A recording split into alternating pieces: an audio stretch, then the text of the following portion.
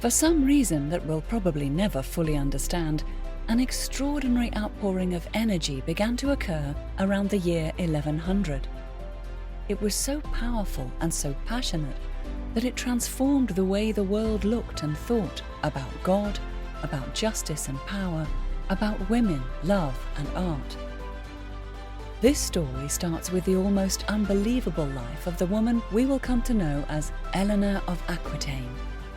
Alienor had virtually everything this life can grant: sunlit beauty, inherited power and wealth on a phenomenal scale, kings as husbands, kings as sons. She lived an epic life in the middle of a whirlwind, entangled with 5 mightily powerful men who fought for more than a century to control Western Europe. Surrounding them is an incredible array of people who lived in that world, doing incredible things, from building stone cathedrals that streamed with sunlight, to fighting 2 crusades, to inventing fictional characters we still read about. We know of only a few of them, and what we do know of even these favoured few is limited by their records and our own comprehension. Come with us as we journey to meet Alienor of Aquitaine, Henry Plantagenet, Richard Lionheart, King John, and all the remarkable people surrounding them. To be in their presence is an exhilarating experience. Won't you join us? Welcome back to Lion's Forge. My name is Beckett, and I want to tell you a story. An epic, true story of 5 kings and the Lion Queen. Episode 6. The Terrible Women of the South. The year is 1144. The young couple we met in the last episode, the Aquitanian heiress Alienor, newly married to Prince Louis Capet, both elevated to the French throne upon Louis's father's death, would be husband and wife for 15 years. They would have 2 daughters and no sons. Given the fixation of powerful men, especially Frankish kings, on having a male heir, very few wives unable to produce little boys were likely to last. Alienor undoubtedly remained Queen of France as long as she did, because the marriage contracts had provided that unless she had a son to sit on the French throne, the crown would not gain full possession of the Aquitaine, and, very possibly, because her husband truly did love her beauty, her wit, her exotic ways so enticingly different from the austere habits of the chilly north. Although his chaplain, Odo of Doya, remarked approvingly that worldly glory did not cause him sensual delight, even sober Louis must have taken at least occasional pleasure in Alienor's entourage of funny, flashy Poitevins, with their music, their wisecracks, their handsome clothes, their energy, and their lovely manners. Scented warm water to wash one's hands at table, snot thoughtfully deposited in the innovative napkin, warm waffles for breakfast, sauces flavored with exotic ginger at dinner, fresh linen on the bed. Even the most hardened types aren't completely immune to the seductions of the good life. And one would think that even the shyest and most repressed of young husbands must feel happy when his pretty young wife is happy. The chronicler John of Salisbury, a serious man, would describe Louis as deeply in love with Alienor. She must have possessed great allure, given her reputation that's endured for 8 centuries. For hundreds of years, she was reduced to little more than another Eve, seductively sinful. Numberless love affairs were attributed to her, stories that gained momentum even decades after the lady herself was dead. She supposedly slept with her uncle Raymond, and with the Prince Saracen warrior Prince Saladin. She supposedly seduced her second husband while still married to her first, not to mention bedding her second husband's father. And let's not forget the rest of the legend. She lured and then murdered that same husband's sweet young mistress. She let herself be seduced by the magnificent knight William Marshal, an intimate friend of her husband and sons. She rode bare-breasted into the Second Crusade, which faltered because of her egotism and thoughtlessness. She effortlessly dominated the King of France and tried with all the determination she possessed to dominate the King of England, up to and including inciting their sons to treason. She presided over so-called courts of love, where men and women toyed dangerously with sexual attraction and desire. She was a she-wolf. Alianor's exceptional power and wealth, her beauty, daring, and intelligence drove people to ideas about her that seem equal parts envy of and yearning after her spectacular glamour. As her contemporary, the poet Marie de France grimly observed of life even then, quote, "Anywhere there is a man or woman of great worth, people who envy their good fortune act like vicious, cowardly dogs, spiteful and slanderous." End quote. To this day, historians are unsure where fact separates from fiction. She is one of the most amazing women in Western history, yet we still know pitifully little about what she was really like. Well, for bracing escape from all the gossip, one might read Richard Devise, an English chronicler of the time noted for his plain-spoken honesty, not a common chronicler virtue. Richard described the lady, if some years after her death, as incomparable, lovely to look at, intelligent, well-spoken, energetic, and powerful, yet still possessing those womanly qualities prized in her era, gentleness and Christian humility. Or consider her tomb effigy. It depicts a woman of great serenity who holds that costly rarity, a book, while her almond-shaped eyes gaze off in thoughtful contemplation. It's true that tomb builders might be motivated to emphasize the most laudable aspects of the deceased to better assure getting paid, but Alianor's final resting place feels warmed and gentled by the builder's genuine respect for her temperament, her beauty, and her mind. We do know some factual things about her, and can reasonably infer others, despite her sadly being such a historically shadowy figure. When she arrived in squalid Paris, she was all of 15 years old, facing huge changes in her life over which she was powerless. Perhaps in reaction, there probably was a certain youthful frivolity about her during the early years of her French marriage. She happily presided over market fairs and holiday banquets, where knights preening themselves on their youthful virility were eager to pay court to this beautiful teenaged queen. Given how young she was when she wedded Louis, her lack of solemn restraint can seem entirely natural and very charming. Or, if you are of such a mind, it can also seem vain and self-indulgent. There is an old story that the deeply disapproving churchman Bernard of Clairvaux was pointedly referring to the young queen when he preached a sermon about sinful females, whose arms he described as loaded with bracelets, pendants of precious stone hanging from their ears, costly fur lining their cloaks. One who probably was of such a mind was Alianor's mother-in-law, Adelaide de Maurienne, the prior French queen and mother of Louis Capet.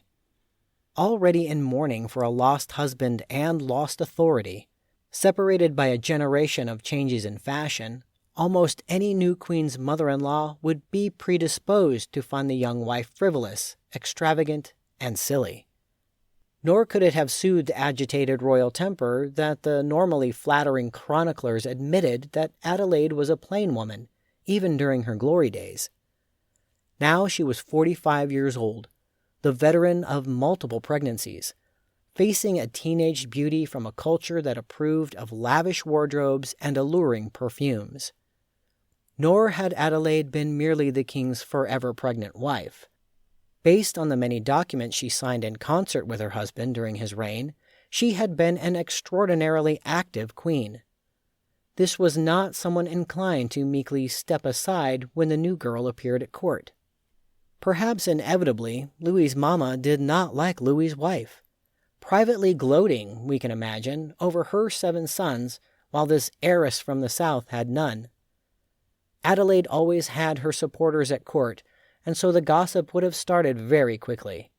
Why didn't this young daughter-in-law bear a son? What was wrong with this new queen that she couldn't breed? Alienor also carried the weight of sour, century-old recollections of the last queen from the lands to the south.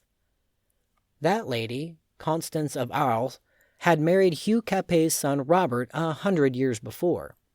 Hot-blooded Constance, a Provençal, wasn't someone you'd want to meet in a dark alley. One of Robert's best friends, detecting malevolence behind the pretty face, tried to persuade Robert to send her back. Outraged by the insult, Constance saw to the friend's murder. She encouraged her sons to revolt against their father, and then later favored her younger son to take the throne over his older brother. Eventually, she fought with him, too. Another story maintained that she slashed at her former confessor in the very doorway of a church, gouging his eye from its socket. A man as sober and trustworthy as the Bishop of Chartres pronounced himself too frightened by the prospect of running into this female menace to attend a royal coronation. Alienor's era had a long memory. That homicidal man-eater had been the last queen to have emerged from those strange foreign places somewhere off near the Pyrenees. With her parents dead, no babies, an incompatible and often absent husband, and no real duties, where could Alienor turn for comfort and support? Given that her brother had died as a little boy, her own immediate family was almost pitifully small, made up of her younger sister, called Alex, and possibly a bastard half-brother. Alienor and Alex were particularly close. Only a few years apart in age, the sisters had lost their mother as very young children, then their father so suddenly, their lives turned upside down in the process. One can imagine they had naturally turned to each other for comfort as girls, and as adults they lived together for long stretches, even sleeping in the same bed. Alienor's second child, a little French princess, would be named Alex. Alex was with her sister when the procession of knights and nobles swept into the archbishop's stone courtyard, bringing the news that Alienor was to come to Paris to be the young prince's wife. Alex went with her. Both girls, let's not forget, were granddaughters of William IX, he of the famously comprehensive love life, and of La Dangereuse, willing to throw everything away for all-consuming passion. Little Alex was barely 12 at the time of her sister's elevation to Queen of France, but 12-year-olds, especially highly connected 12-year-olds, got married every day. Somehow her attention flitted to one of the gentlemen who rode with Louis to fetch Alienor, the grandly named Raoul, Count of Vermandois, an intimate of the Capets. Count Raoul was a considerable member of the French aristocracy. The Vermandois domain, just north of Paris, dated to the turn of the 6th century, and the Vermandois family had ties all the way back to heroic Charlemagne himself. The Count's exceptionally colorful ancestors included one back in the 10th century, who had held the King of the Franks prisoner for the better part of a decade, another who was assassinated by a rival, and another nicknamed simply, if tellingly, the Insane.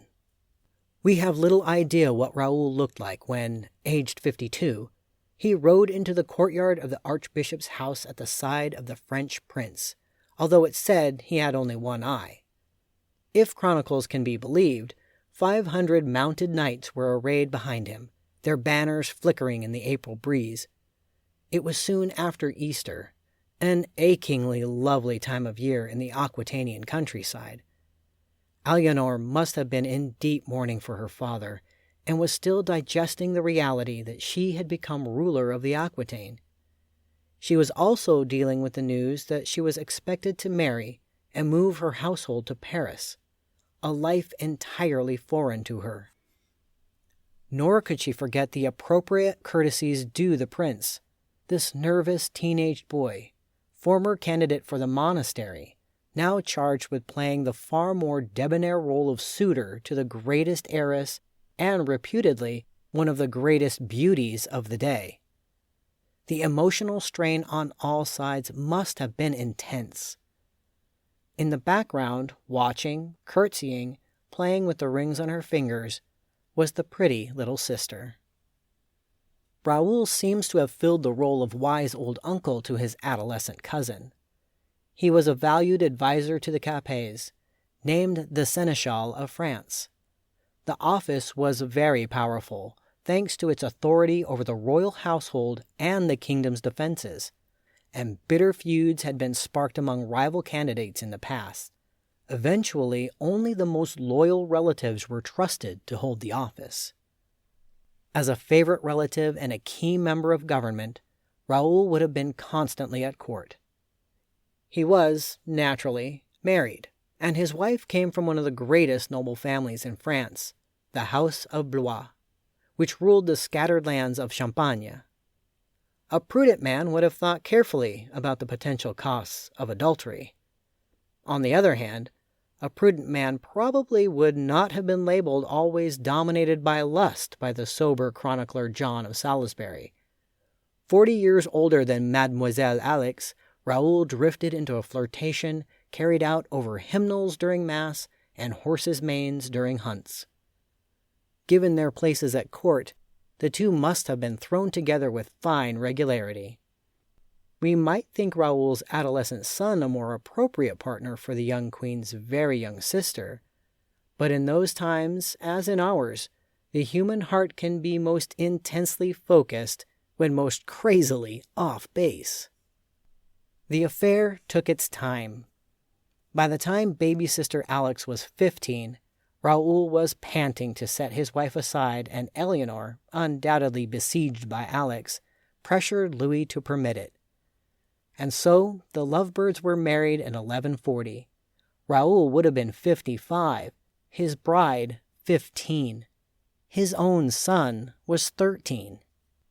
His discarded first wife was utterly furious. Nor did her powerful family take kindly to this insult, pinning the cause on the boyish king, the king's spoiled sister-in-law, and the king's obviously domineering wife. The first major crisis of Louis Capet's reign was born.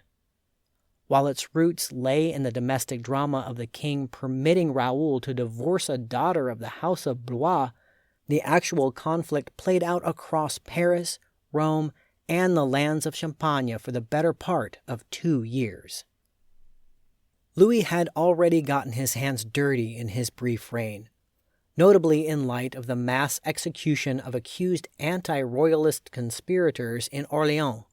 Then there was the very nasty episode in Alienor's capital, Poitiers, after the Aquitanian city, never fond of their French neighbors, rebelled against its new French king. Louis demanded that the rebels, already defeated, hand over their own children as hostages to the crown. Louis's invaluable advisor Suger talked the king out of dragging weeping children from their mother's arms to punish their fathers. But Louis had clearly been intemperate and thoughtless. He seemed to have a pattern of responding to a slap at his sovereignty with brutal force, then reversing course too late, after the damage had been done. There was a further complication.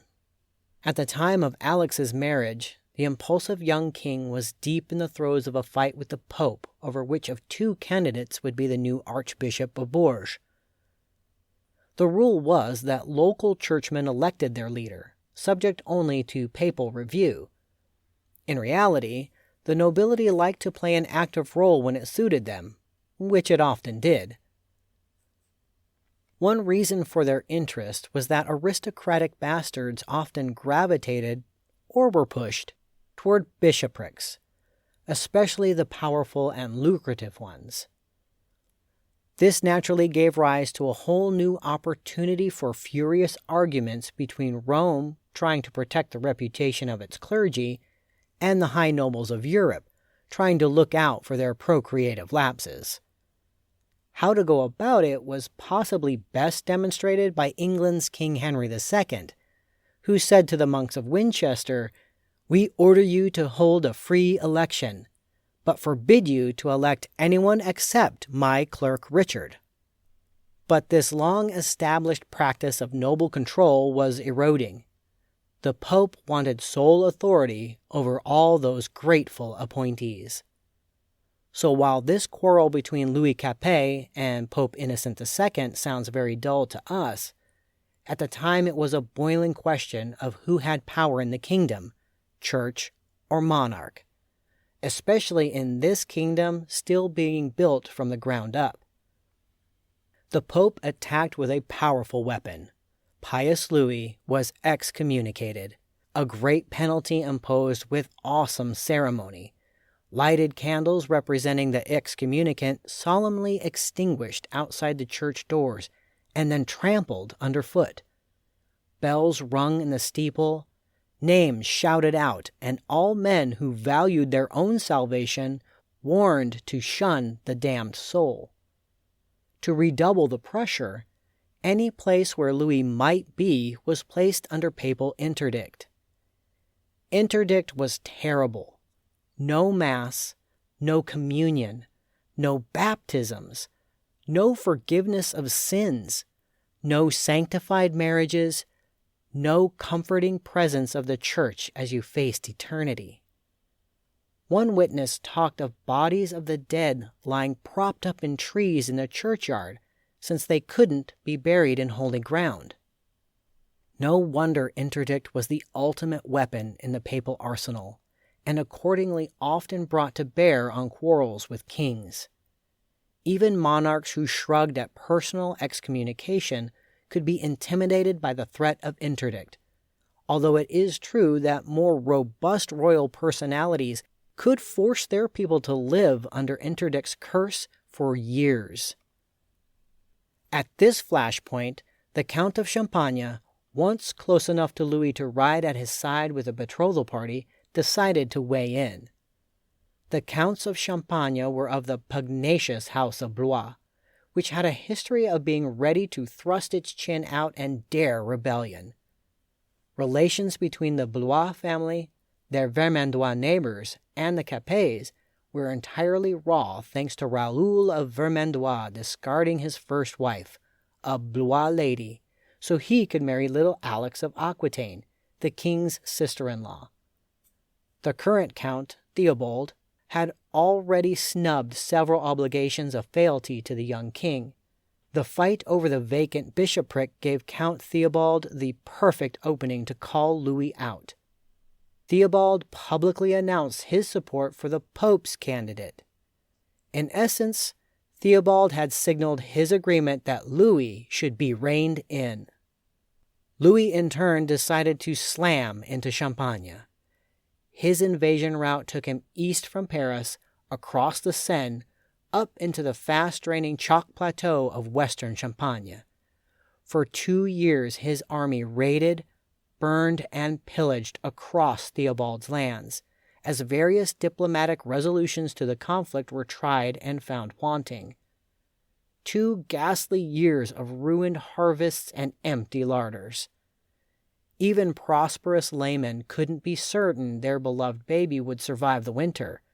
When 1 year's crop was lost, it was a very long time to the next. Medieval warfare, like all warfare, was an ugly, brutal business. Men died with axes driven through their spines or their foreheads. Horses screamed, their guts sagging from mortally wounded bellies. The bloody remnants of armies had to make their way home as best they could, eyes gouged out and arms cut off. Families died of starvation after their crops were trampled and storehouses burned.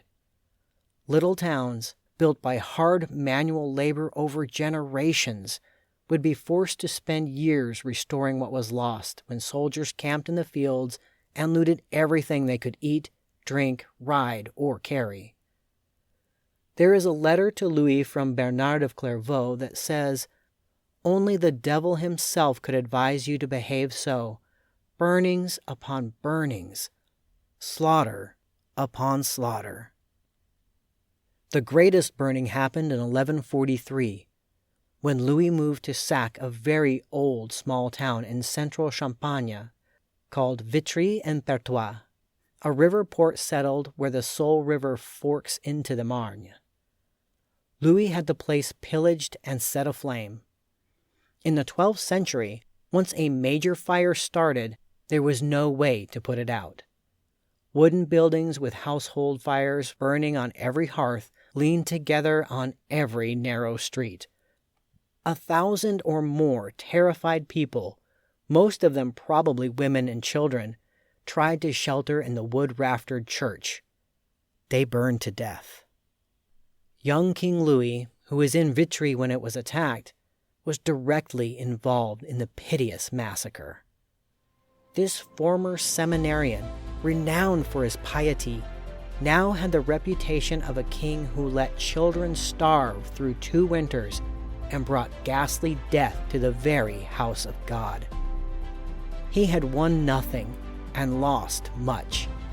His foreign wife and her wanton of a sister fully shared in the blame. We've come to the end of our story for the time being. I am Beckett Arnold, narrating from the book Lion's Forge by Karen Markle-Knapp, soon to be available at Amazon Books. A big thank you to Francis Butt for voicing our introduction. If you like what you hear, please give us a rating, follow our channel, and share us with your friends. Most importantly, please join us again August 7th for the next episode of Lion's Forge, available everywhere you get your favorite podcasts, and now streaming on YouTube with video episode trailers, and Facebook, where you can interact with me.